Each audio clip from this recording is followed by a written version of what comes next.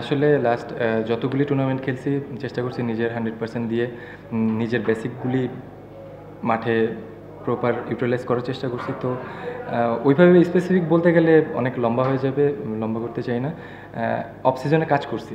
আর যেহেতু আমরা অনেক নিচের দিকে উপরে উঠতে হলে 2টা ম্যাচই জিততে হবে, তো ওইটাই প্ল্যান ছিল যে বেসিক প্ল্যানে যত টিমরে যত ডেপথে নেওয়া যায়।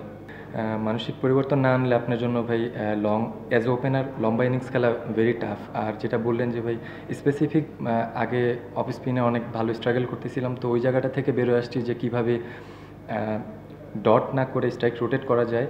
আর হচ্ছে রেঞ্জ হিটিং, যদি আমি ভালো মুশফিক ভাইয়ের কথা বলতে হয়, আমি মনে হয় আরও 3 বছর আগে মুশফিক ভাই বলছিল রিভার সুইপ যদি কাজ করতে পারি তাহলে হয়তো আমার জন্য অনেক ইজি হয়ে যাবে। তো এখন অফ স্পিন বলে রিভার সুইপের জন্য আমার ইজি হয়েছে। দেন স্লগ সুইপ আগে অনেক ভালো ছিল, মাঝখানে আমি অনেক স্ট্রাগল করতেছিলাম, আউট হইতেছিলাম। তো এইসব জায়গা বলতে গেলে অনেক লম্বা হয়ে যাবে। তো অবশ্যই কিছু জিনিসের পরিবর্তন আনছি দেখে হয়তো এখন সাকসেসটা আসতেছে। সত্যি কথা বলতে কোনো আক্ষেপ নেই।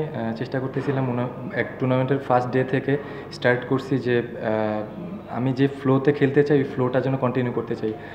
আপনি দেখবেন ম্যাক্সিমাম ম্যাচে, আমি 2টা ম্যাচ বাদে ম্যাক্সিমাম ম্যাচে আমি স্টার্ট পাচ্ছিলাম। হয়তো 2-3টা একটু লম্বা হয়েছে। এরপরে আমি যেটা চাচ্ছিলাম যে লম্বা ইনিংস অ্যাজ এ ওপেনার আপনি যখন টিমকে একটু ভালো কিছু দিতে পারবেন, 70-80 দিতে পারবেন, তখন একটা টিমের জন্য ইজি হয়ে যায়। তো ওরকম কোনো খারাপ লাগা কাজ করতেছিল না। আমি যেভাবে স্টার্ট করতে চাচ্ছিলাম ওইটা মাঠে হচ্ছিল, কিন্তু লম্বা করতে পারতেছিলাম না। ওই জিনিসটা নিজের ভিতরে চাচ্ছিলাম যে লম্বা করি।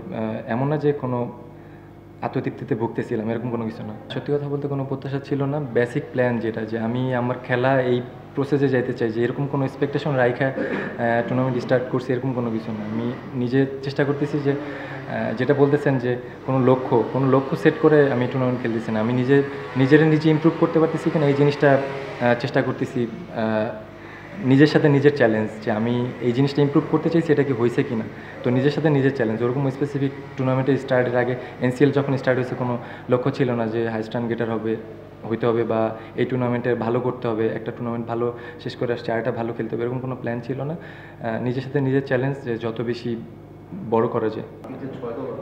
তাদেরকে নিয়ে কোনো না কোনো আলোচনা হয়, সেটা পারিশ্রমিক ইস্যুতে হোক, টানা জয়, টানা হার, তারকা বহুল, বিভিন্ন ইস্যু নিয়ে আলোচনা হয়। আপনাদের নিয়ে আলোচনা তুলনামূলক, এটা একটু আপনাদের কি প্রেশার রিলিজ করে কিনা ক্রিকেটারদের? জানি না ভাই, আপনার কোশ্চেন মানে আমার কাছে অনেক ডিফিকাল্ট মনে হয়েছে। মানসিকভাবে আমি জানি না, মানে আমি ওইভাবে চিন্তাই করি না যে কে আলোচনা করলো সমালোচনা করলো, এইভাবে নিয়ে এগুলি চিন্তাই করি না। আমি আমার জিনিসগুলো নিয়ে বেশি চিন্তা করছি, সত্যি কথা বলতে। মানসিকভাবে মিরাজ ভাই তো অনেক মেন্টালি স্ট্রং একটা ছেলে। তো সবাইকে বুস্ট আপ করে রাখার চেষ্টা করে, ড্রেসিং রুমটা কাম রাখার চেষ্টা করে। হয়তো আমরা টানা 3-4টা ম্যাচ হারছি, তো ওইভাবে পেশেন্টলেস ছিল না কেউ যে প্যানিক করে গেছে, এরকম না। আমরা জানি কিন্তু যে আমরা 2টা ম্যাচ না জিততে পারলে বাদ হয়ে যাব। এর আগে যে বরিশালের সাথে যেহেতু আমরা আগের দিনে হারছি, 180+ স্কোর ছিল।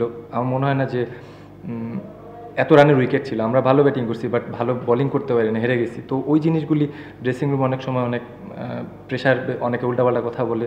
তো ওরকম কোনো কিছু হয় না, সবাই ভালো এনভায়রনমেন্ট ছিল।